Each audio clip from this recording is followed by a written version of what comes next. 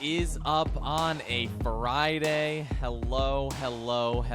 Welcome into Red Cedar Radar, sponsored by Nudge Printing, the best and most qualitative MSU sports apparel that you can buy in the state of Michigan. Sydney, how are you doing? I'm doing great. I was off last week so just let me give you a little background here. I'm getting my master's degree. I had to take my written comprehensive exam, and I needed time to study, so I couldn't be here with you. And just today, this morning, I took my written comprehensive exam, and I passed both of them, so my tests are done, and now just smooth sailing to graduation in May. And that's why I'm dressed like this.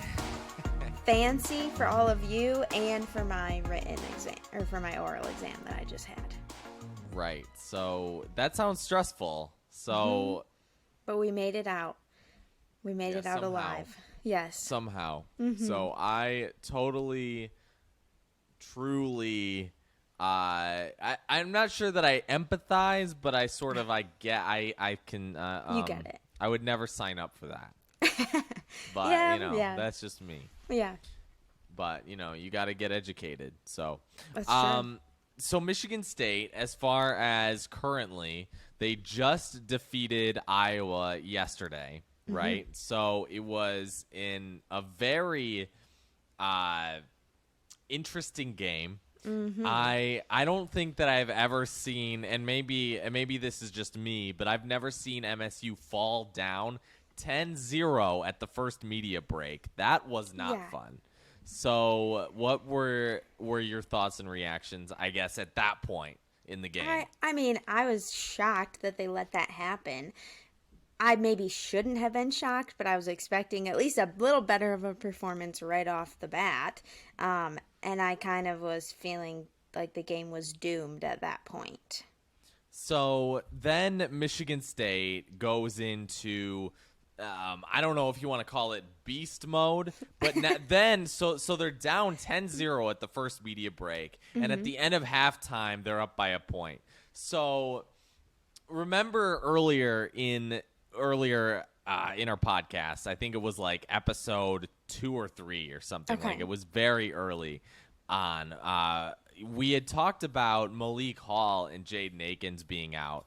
And you had asked basically if Malik Hall really is sort of that guy, or even those two players are just sort of those players who hold the team together in a way that like is just other teams seem like they have more depth. Michigan State, not so much. Like, it seems like the margin for error is still very thin. So when you see Malik Hall come back and you see him come out with a performance like that, is that sort of thinking even reinforced now that, like you see Malik Hall just come on? And I don't think that Michigan State, they definitely would not have won that game if it were not for Hall. Yeah, I agree completely. Yeah, I was actually thinking that because I think I called them like the glue that holds the team together. And with the performance that he had last night, I was like, I guess I could tell the future a little bit. I feel like, I mean, he just brought the energy and he brought leadership, which is what they needed to kind of dig themselves out of that, large hole that they put themselves in right away. I was a little nervous the entire time that he was going to hurt himself again because he had to play so hard. So I was a little like, ooh, okay, be careful. And I read that he's not practicing now. He's just taking it easy to be prepared for the next game. So he's still in recovery and he goes out and plays that hard. I was super impressed, and I think you're right. It does reinforce my thinking with how I felt before about him. Definitely. And so I'm just going down the point totals real quick. So we got Malik Hall, right? He had 11 points. Jaden Akins was the team leader with 12. Hauser also at 11. And then Sissoko and Walker both had 10. So those are your double-digit point totals. Michigan State shot 46% from three-point range, right?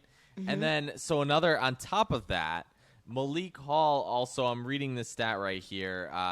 It says plus 13 for an overall plus minus. What is up with that? Just to sort of seriously. reinforce how well Malik Hall played. Yeah. And I always saw was the highlights of him just absolutely slamming the crap out of that one, what am I trying to say? That one dunk that he had. And I saw it all this morning, and like when I just checked Twitter a couple minutes ago, it was still going around. I also, though, want to highlight Sissoko's play. Izzo touched on it a little bit in the press conference. Was it true that he had his first double-double against Iowa? That's what I saw. Or am I wrong? Yes, that's what okay. I saw. That's, I mean, it looks like he did. Mm-hmm. Which is shocking, and I guess, like, I just had never realized that he hadn't had one before. But I thought, like, at the beginning of the season, you and I talked about, I was like, he blew my expectations out of the water. I was super happy with how he was playing. And then I felt like he had quite a lull, which was okay because Jackson Kohler kind of got a little time to shine and, developed maybe in ways that he needed to and the team needed him to. But I thought he shined a little bit more last night against Iowa. So I was happy with that. What's your opinion about his play? Yeah, I mean, I saw, like you mentioned, Kohler had sort of taken not so much, like, I think that he was actually not having a great game tonight. And so I think that was sort of the ebb and the flow of it all, is that Mady Sissoko was able to step up in where Jackson Kohler had not done today or yesterday, right? So I think that I feel like goes into it, right, is that maybe both of them weren't on at the same time, but at the same, you know what I mean? Like they were able to support each other. Like one's not playing so well, the other steps up and vice versa. Yeah, which is what we need. Any comments about AJ Hoggard before I give my comments about him? So when Michigan State had their last game against Purdue, and they had a chance to win that game, right? So they were at home. They had a chance to beat Purdue, like top team in the country. I remember at the end of the game, right, like AJ Hoggard it was like 3 minutes to go. He missed a free throw. And I was like really the only one talking about it. Okay. Did he miss both? So he he just miss one? I can't remember. That day he was 1 for 3. Right? So Yeah. that day he was 1 for 3. And he missed both shots. He missed the front end and the back end of both free throws. And that was again with 3 minutes to go. And it ended up that Michigan State lost by 1 point or something like that? Like that was the difference in the game. Yeah. Right? And Michigan State, there's a lot of things that we could go into about Michigan State and the way that they played that day. Of course. And things that they could have done better to put themselves in a better position to win. But here's the thing about free throws. What's the first word in free throws? It's free. It's free. Like you just that's the whole point. That's the whole thing. You just got to make your free throws. Yeah. And so here we are, right? Okay, so let me tell you this story, right? Tell me. Less than a minute remaining in this game against Iowa. And again, Michigan State did win this game. Okay, that's great. Okay, I think it wasn't even a minute left. I think it was like 30 seconds or 20 seconds or something like that, right? Like it was like right at the end. Well, AJ Hoggard gets 2 free throws. Or was it 1 or was it 2? I don't remember specifics, but he had free throws. Either way. Missed it. Yeah. And yeah, like it's not not the greatest, right? So right. like because if Michigan State makes that free throw, you put yourself in a position where a 3-pointer ties the game, and you can't lose in the final seconds of the game, right? More comfortable. Yeah. Right. So they were up 2 already, and then I think that added free throw would have put them in. So I think it was just an and 1. Or something like that. Yeah, I think you might be right. So, he would have, again, it was an and 1. So he missed the first, so he didn't get the second. So basically, what I'm trying to get at though is that if you would have even made just 1 right there at the end, you still would have, a lot more comfort in your lead, right? Even if you missed the second, you still would have a comfortable lead, and you wouldn't have to. I don't know, because Iowa's not a bad 3-point shooting team. So I think that's my fear. Like if we're talking Big Ten teams who I'd be most worried about to win at the final seconds on a 3-pointer, I think that Iowa has some players who are right up there with like Joey Hauser. They're in terms seasoned and they've been around. Yeah. Right, exactly. So Hogard missing that shot, I think, was just very frustrating because again, it turned out that Michigan State won the game. It turned out fine, right? Right. But Iowa had a good chance to win Absolutely. At the end. And again, you just don't want to put yourself in that position. And again, it's AJ Hogard, and just because of last game, right? I'm concerned about that. And to be fair, Hogard didn't have it. I don't think he had a free throw the entire game. It was just that was his first one. Yeah. But still, it doesn't matter. Yeah, I'm glad you feel that way about free throws because those are must make shots always because they're free. And I feel like more times than not, if you miss your free throws, that comes back and bites you at the end of the game if it's a close game like that. And it was a close game the whole time. So those are must-make opportunities. I was just reading. AJ Hogard ended the game with just 7 points. He went 3 for 12 shooting, and he went 2 for 8 on layups, which is just mostly unacceptable. I feel like the layup thing is worse than free throws because the layups are you're right there. You're right there. You literally just have to. I can occasionally make a layup if we're putting it in perspective. Yeah. After the game, just a couple minutes, I guess, after the game ended, he was back out on the court shooting free throws, and Izzo seemed to be very pleased with that when someone let him know. That's great, but you better be able to make them during the game. I like that. That shows maybe a little bit of, maturity that you're noticing that this is an area that you need to figure out, but, let's figure it out. Yeah, I mean, if I'm him, though, I'd be pissed. You know what I mean? Oh, of course. Because you're upset with yourself, right? I think that's because when I was watching the game, he seemed visibly upset. Mm-hmm. He was visibly frustrated with himself after he missed that shot. And I think, something that we always talk about is, he has gained some emotional maturity, but I think he might just be the type of player that gets easily riled up. And if he's riled up with himself, then that may have contributed with some of those other mistakes with the layups and things like that. Because I feel like once you get frustrated, then those things just keep piling on. And if you get in your head, that doesn't help. No, not at all. Absolutely. Yeah. But it was, oh my God. The whole game, though, was just. Oh, it was a mess. It was a mess. The funny thing about it, though, and I don't know if you felt this way, but I felt so I wasn't frustrated, I don't think. A lot of people left the game feeling very frustrated with this team. Mm-hmm. And here's my thing. Maybe I don't take it as seriously as some people do. But I was never worried, I don't think, about Michigan State losing this game. Because that's good. But here's the thing, Iowa wasn't playing that well either. Yeah, that is true. Okay, so put yourself in Iowa's shoes. If you're an Iowa fan, are you happy how your team played either?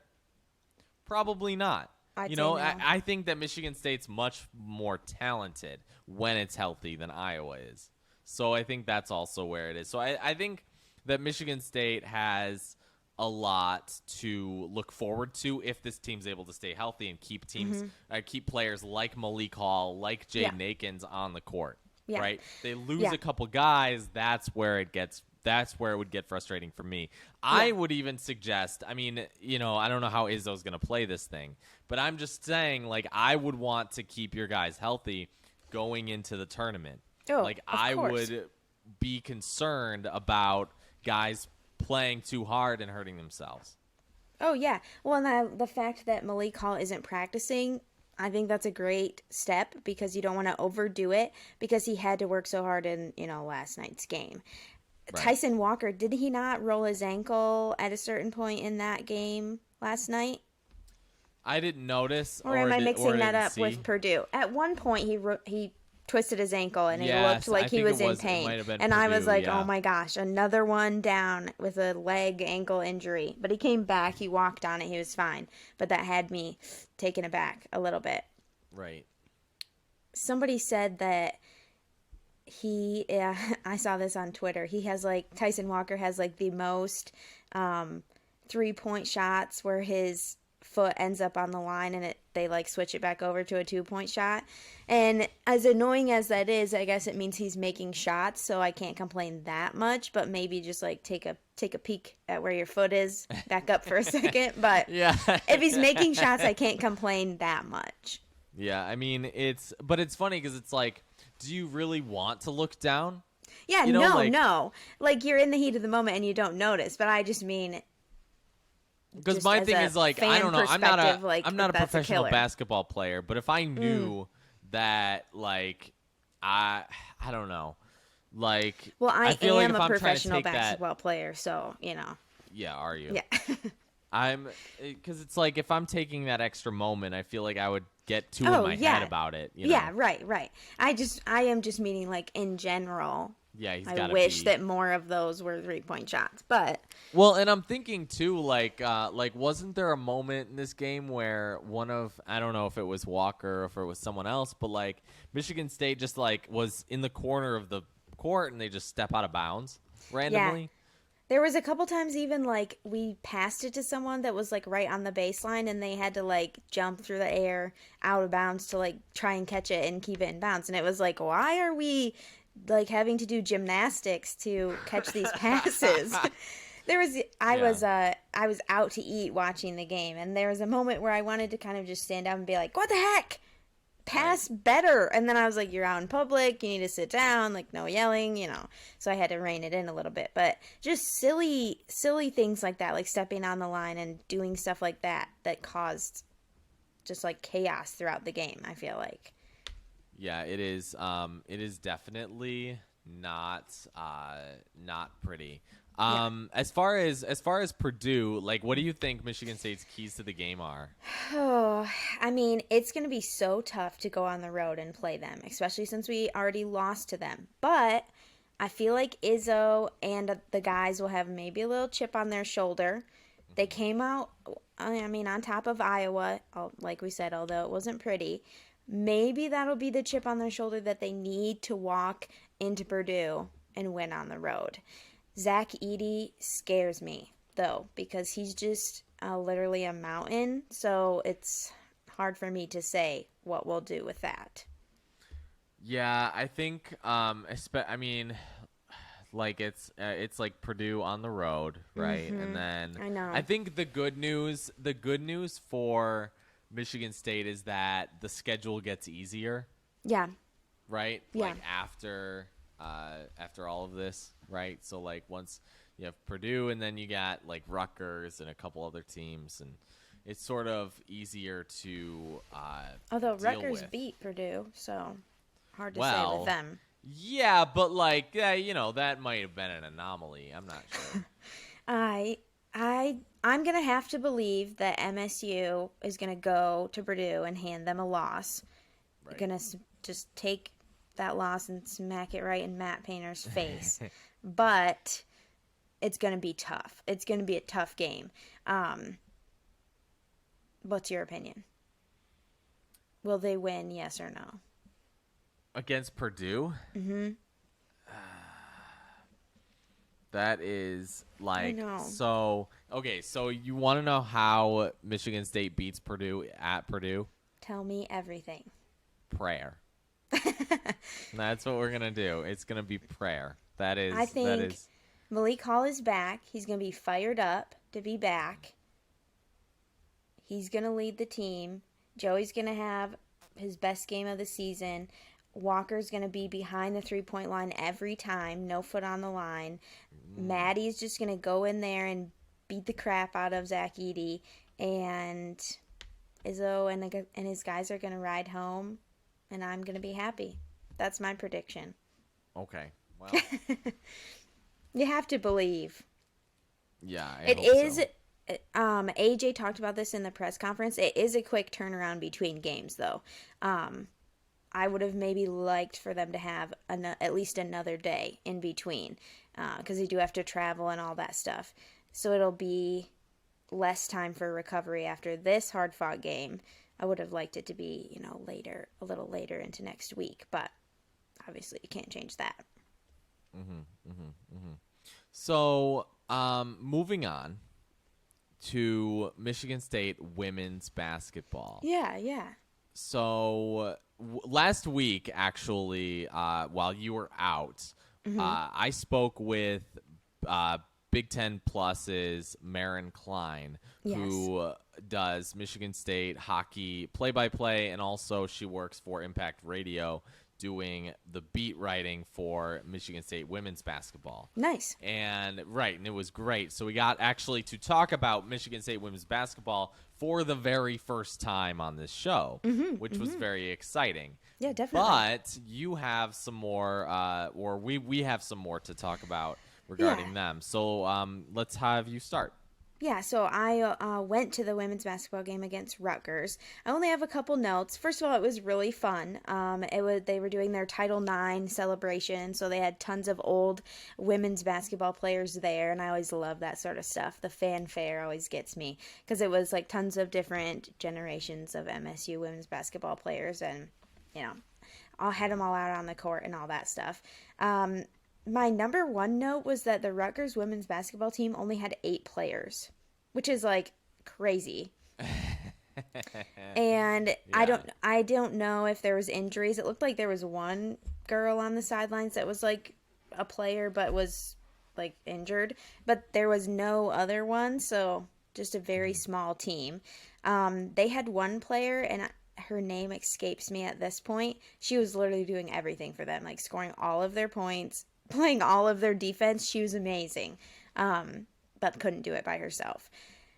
They came away with the win, and they pretty much dominated, and their perimeter shooting was beautiful the whole time. I was so impressed. Freshman Abby Kimball kind of had an injury, and then I think had mono, and was just kind of coming back from that, and she had her career high 16 points. And every time she got the ball, I was like, I knew that I was about to be impressed. So the game was really fun, and they came away with a much needed win, because I think they were like on like a 4-game losing streak, if that's right. So it was a very necessary win at home. Yeah, I think that the interesting thing about Michigan State's women's basketball team is they've been very streaky and very interesting at times, right? So like, for example, they win a bunch and then they'll lose a bunch in a row, and then they'll win a bunch in a row, and vice versa or whatever. The crazy thing though is that it always seems to be that they'll even against really impressive teams, like I think they were playing Iowa a couple weeks ago or a couple days ago or something like that, and I just remember watching that game, and that would have been a very tough game because Iowa's got such a good offense, right? Yeah. And so just watching that, though, like they had a chance to win against Iowa, and they ended up, I think it was almost like they choked at the end or was something, bad. and it was very rough because they had a very clear way to win that game, and they ended up losing. So Iowa's women's basketball team has Caitlin Clark, who she's an absolute like baller. I don't know. Well, and the funny thing is that there's another player on that team. I think her name is Cesarnik or something like that. Forgive me, okay, but I do remember she was having a better game than Caitlin Clark was, and she falls out. Right, and Caitlin Clark was in. She was not having again the best game of her life, but she was still in the game. But like I said, like you foul out the player that's having the best game, right? And you don't win. And I just did not understand that because it was in overtime too. And it was like you had a clear shot to victory right And there there. was some sort of altercation. I don't remember who on MSU's team that it was. That. But, like, Caitlin Clark, like, hit her or something. And it looked like it was quite a intentional thing. And I think she got a technical foul for that. Yeah, I think she got a flagrant. Flagrant. Okay, yeah, sorry. My bad. And then, like, we had a couple free throws from that, and it was like, oh, like, she's off her game. Like, we got this. And then, like you said, the wheels kind of fell off the bus at the end of there. But I was impressed with how they played against Rutgers. Who do they play next? Let's see.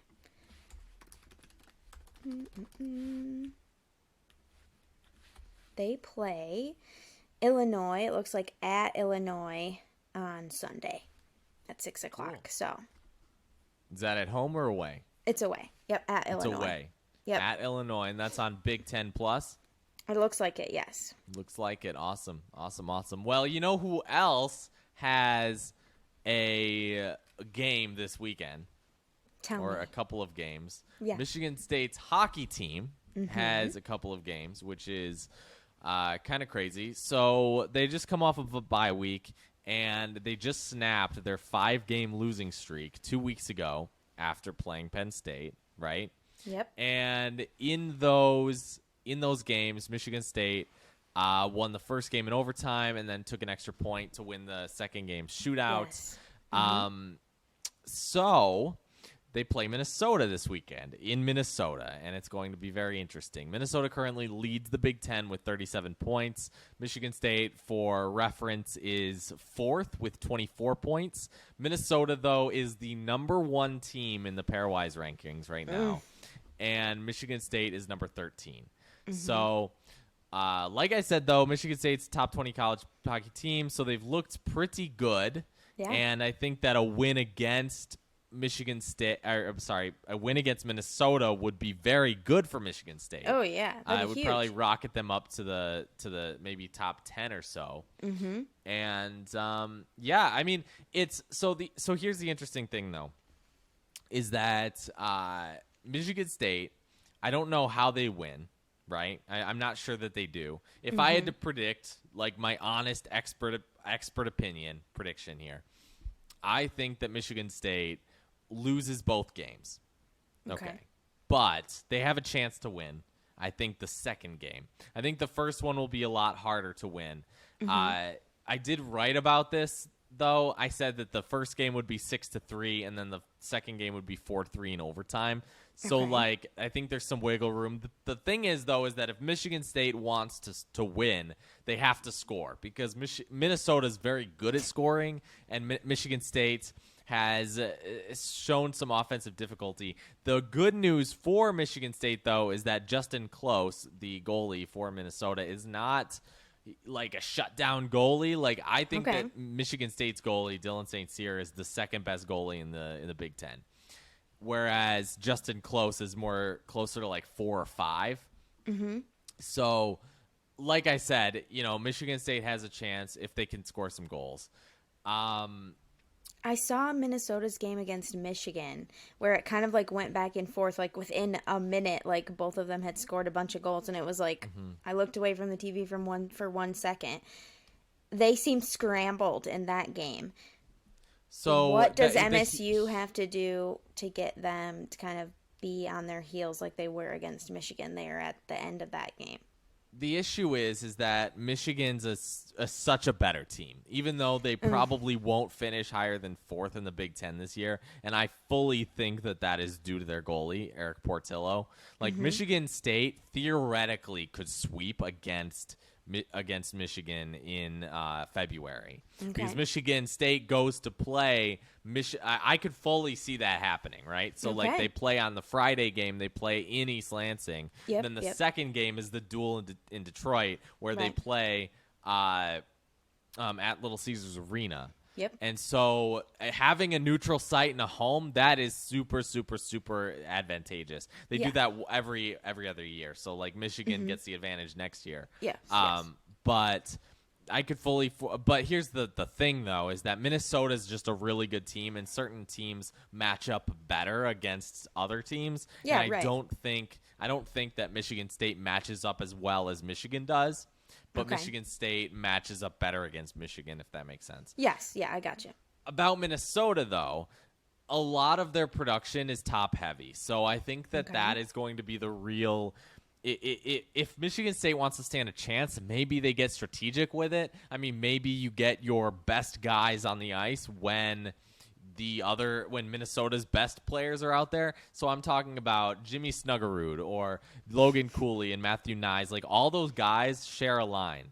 And all of them right now, I mean, Snuggerud right now, he's tied for the lead in points with 31. I think Cooley also is among the he's also tied at 31. Snuggerud has 19 assists, right? Nyes leads the team in goals with 25. Like, Michigan State's highest point scorer has 22 points. Yeah, right. Like, he has more goals alone than Daniel Russell does in points total. So anyway, and then I also want to talk about real quick about Jackson Lacombe, who is Minnesota's defenseman, who has 25 points right now, which is as a defenseman, that's pretty impressive. A lot. Yeah, right. Because again, like I said, he's a defenseman, and Michigan State's leading point scorer right now is Daniel Russell with 22 points. He has Lacombe has more points than Russell does as a forward. Yeah, right. So right. So that's, I guess, what I'm getting at. It's just he's a high scoring defenseman, has a ton of IQ. Those four players, Lacombe, Snuggerud, Cooley, and Nyes, all had 14 points against MSU in December. Okay. So very, very, very hard to keep them off the board if Michigan State is able to. We talk a lot about, like, going on the road in Big Ten basketball, how hard it is to play when you're on the road. Do you think that Big Ten hockey matches that theme? Going on the road is super hard. Bad, not necessarily. Okay, yeah. So, and just to give you kind of an idea, Ferris State does not have a very good hockey program. They're fine, right? They're mid 30s. If I had to rank them, there's about 60 teams. So they're incredibly average. They're not like St. Thomas, who's like a Christian school out in the middle of Minnesota, who sucks at, because they don't recruit hockey players, right?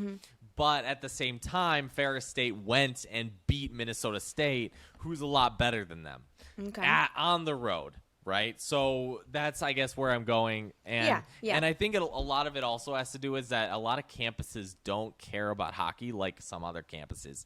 So for years, since Penn State's been a hockey team in 2011 or 2013 or whenever they launched their team, Penn State used to have, it was they call it Hockey Valley. Actually, yeah, right. So it's like Happy Valley, right? But Hockey Valley, and it was very hard to win a hockey game there. Michigan is also very hard to win a hockey game in Yost. That's why you split both games, right? But it's definitely not such a hard thing to do, because you could, Michigan State lost a game the other week where they had 40 some shots on goal. Oh, right? Yeah. They had, and they lost the game against a team that had 20 shots on which them. Is ridiculous. Yeah. So that's that's just what I use to reference, is it's as much as you do to win a hockey game sometimes it just doesn't happen. Yeah. Oh yeah. Right. Of course. So yeah. But that's the thing. So it's also interesting, and you might think I'm crazy for saying this. But so how in baseball, every team has a different dimension, field. Oh yeah, yeah. Right. So Soccer that's normal. Soccer's similar. Yeah, there's a range. I didn't know that. On professional pitches, how long and wide. Some can be wider. Yeah, there's a range. Did not know that. So that is, thank you for giving me that information. Yeah. Because I'm about to say the same thing about college hockey. So and people think that like all of the rinks are the same, because in the NHL they are. Like, so in the NHL, the standard rink size is 200 feet long by 85 feet wide. That's what Michigan State's is. So it's an NHL rink. It's 85 wide and 200 long. But Olympic size is, so in Europe and everything, Olympic size is 100 feet wide instead of that 85 dimension. So Minnesota and Wisconsin are both the only two Big Ten schools who play on a 100-foot wide rink. And so it's always like conventional wisdom suggests that teams like Minnesota, who are really good, can just recruit high-level ice skaters, right? Like they can just recruit guys that are super quick and super good on the ice. And they would be able to cover more ice. That's the whole thing, right? That's the wisdom suggests that.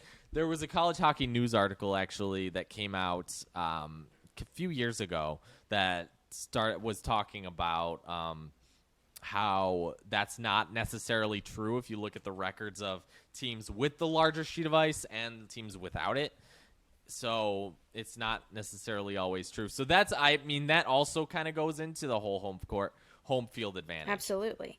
Doesn't that just kind of boggle your mind? Like, I guess because some of these buildings and like baseball stadiums could be included in this, and soccer, like they've just been around for a long time. So it's like, oh, we'll accept whatever size it is, like if it's within this range. Wouldn't you think that they would all be the same size? Like if you're thinking in a perfect world, it doesn't really make sense that they're all different sizes. It does make sense because of like logistics or whatever, but like just kind of odd to think about that they allow that, since so everything in sports is like so strict all the time. Baseball's the only one that I understand, I think, the way that it comes from, because it's like that's the way it's always been, right? So are they gonna build new they're not gonna change it now, right? That's what I mean. Yeah. So whereas like with other sports, it's I think it gets a little bit different, because like, so right now the NCAA is actually pressuring teams to convert to a smaller size rink. Okay. So that's really what I think where the sport is headed. There's only a number of teams actually. Let me look it up. Hang on. There's only a number of teams. I looked up the like dimensions for a soccer field. A full-size pitch, which is 11v11, like, professional size, can be anywhere from 50 to 100 yards in width. So that much of a range in width. Wow. And 100 to 130 yards in length. So like that's 50 huge yards is variety. Not very big. I mean, but think about it though. If you're used to, I don't know, I just think that's a huge variety. No, it is. But like I'm saying, like 50 yards is not that big. Yeah, right. Like you can have a field that's 50 yards. It says a full-size pitch may be anywhere from 50 to 100 yards in width. Oh, width. Okay. Yeah, and then 100 to 130 yards in length. Yeah. Oh, okay. I was gonna say 50 yards in length. I just feel like that you can get so many different varieties of field dimensions with like those ranges. And what is this from? Like, where is this from? It's the like International Football Association. And they use yards. Yeah, that's what it says. Interesting. That's just funny to me, I guess. I don't know. I thought they'd use like meters or something. I mean, it's possible that they do over in Europe, but I just know that like here in the fields that I've even played on, like there's always a large variety of how they're set up.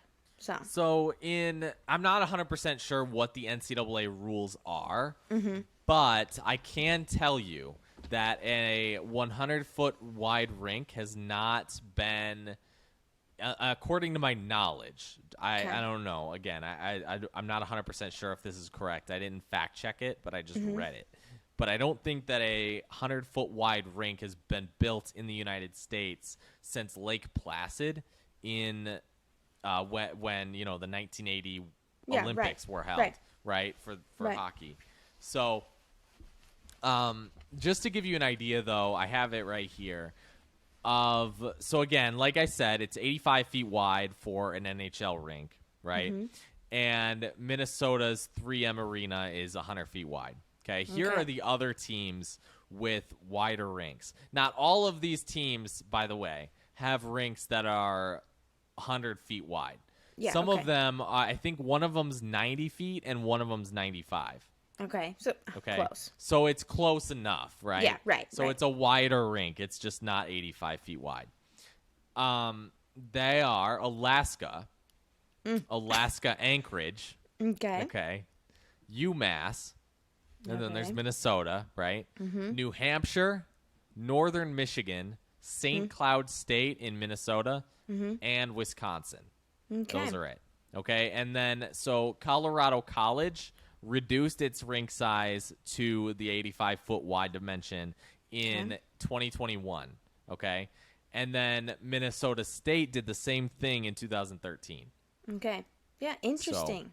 So Stuff like that like you don't really think about, and the difference between places that teams go and play, but those are huge differences that matter.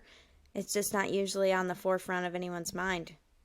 Because like if you look at images of Minnesota's arena and then you look at like Michigan, for example, or Michigan State, like you can tell the difference. Like it is a lot like to deal with. Yeah. So yeah, I don't know. Interesting. Like I said, there's no actual research to suggest that these teams have a competitive advantage or a home ice advantage or something like that, right? So we should start that research project. We'll be accepting funding to maybe a grant to do this research project. You can send the money directly to me. It'll go right into my bank account. Of course, Brad and I will use it only for research. To my knowledge, though, the NCAA is pressuring teams to go down to an 85-foot wide dimension. But like I said, they don't have, you know what I mean? Like if they enforce a rule right now, are they going to immediately require the funding? Yeah, right. You know what I mean? Like these teams have that to. Will This take is time. These are construction projects. Yeah, right. That's interesting. And do you think Alaska Anchorage has the funds to make it? You know what I mean? The reason theirs is the one that's the biggest, right? Alaska Anchorage, Alaska, UMass, Alaska, it has the most ice, so they can just like make as big as they want. These other places, they don't. I'm just kidding, but they export a lot of ice. Yeah, right. I just think you're right, though. I don't think that they could ever like tell them, all right, gotta get this construction project on the way right now, because these are on college campuses where there are tons of other things happening as well as hockey, Well, and I think the other issue too is something, and I don't know this for sure, right? Do you know what Minnesota's basketball arena is? Do they play at where the hockey arena is? It's called something. It's not 3M. No, it's like the Wood. They call it the Wood. The Wood, or maybe not. Hold on, the Woodshed. That's not it, but it's something like that. I'm looking it up. Minnesota Williams Arena, but it has a nickname. I think. Yeah, but I don't care about the arena. Oh, it's Williams Arena, so it's not the same. Oh, okay, it's not the same. They call it the Barn. Yes, there we go. That's what I was looking for. Barn. The Barn. Well, I guess what I'm getting at though is that in Wisconsin's case, theirs is 100-foot wide, and they also have basketball at it. Oh, they play right? both. Okay, okay. You said Wisconsin? It's the Kohl Center. Like Kohl Center is where they have basketball and hockey. Nice. So, and a lot of people actually criticize Wisconsin's arena because it is so, how you would say, that seems like unheard of. And college, like not very many college campuses like use a stadium for more than one thing. Well, so yes, and Well, and I'm thinking about it, and just the layout, I think, of everything or whatever, like the layout of Michigan State's campus. Like, my biggest complaint, if I'm going to be completely honest, about Michigan State hockey is that the stadium isn't really situated in a place where there's a ton of parking. Well, of course. So that's parking is so. So I would I think that it would be fun. I think it would be fun, right? To say maybe if Michigan State played hockey at the Breslin, right? Like all I'm saying is that if it was, but that's the thing, right? Like it was, I don't know how old the Breslin is, but I'm just saying that, if it they built it for basketball, so it's a basketball. Yeah, right. That would never happen. That's not a logistical thing that could happen. But Minnesota never had anything else at their arena. It is a multi-surface. They had a roller hockey there in 1999. Interesting. So, yeah. That would be cool to have a hockey game inside Breslin. Obviously, they'd have to because the issue is that the issue is that you would have to, and I'm not sure how it works genuinely, but because of basketball's, the problem is the basketball court's playing surface is smaller than the hockey playing surface. But you can take, I know that they take they take the floor out of Breslin. I've seen it without that floor. I'm sure that happens. And I'm pretty sure they could push in the lower bowl where the Izzone sits. Where the Izzone I'm sure is, they could that put that in. And then they would fill all that there. space. Yeah, you could fit a rink there. Let's call someone. This is a great idea. Right. I mean, but that's the thing. I'm not sure how good that is for, just from a venue perspective, right? Yeah. So right. Because,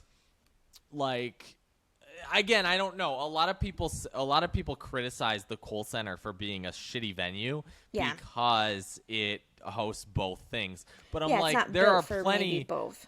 But MSG in New York. Oh yeah. Is they host Knicks games and they host Rangers games. Lots of professional basketball arenas are also their professional hockey arenas. Right. I've noticed that. Yeah. Right. Yeah. Same with Little Caesars Arena in Detroit. Right. It's the Pistons and the Red Wings, right? Right. So, yeah, I think that it would be I think that would be kind of cool if that would happen. That would be cool. MSU just has to win a lot of games, and it has to be a super important game, and it can be a specialty thing, and it can be hosted by Red Cedar Radar. If it's gonna be, exactly. But here's the thing: wouldn't you, if it was a specialty thing, wouldn't you want it to be on the football field? I know. I was thinking that too. I wish that hockey games that were they did more specialty outdoor games. They used to before we were around or when we were young, but. The last one was in 2001, right? When Michigan State played Michigan in Ann Arbor, I think. And then there is actually a college hockey game coming up. I think it's Michigan-Ohio State at where the Browns play. Oh, cool. Yeah, it's that. Some sort of something on the shoreline or something like that. Is what it's called. Because Cleveland's arena or field sits right on Lake Erie. Oh, yes. So that's super cool. Yeah, I would say I like the idea of having an outdoor hockey game in Spartan Stadium. Yeah, I'll call some people. You call some people. We'll get it handled. Perfect. Sounds great. All right, Brad. Well, it was lovely being back with you, and I'm glad to be here. Any parting thoughts before we hit the road? No, just remember to make your free throws. Very important. Yeah, that's it. Anyway, you've been listening to Red Cedar Radar. Thank you for joining us. You can follow us on Twitter at Red Cedar Radar and listen to us, watch us on YouTube, and more. We will see you guys again in the next one. Bye.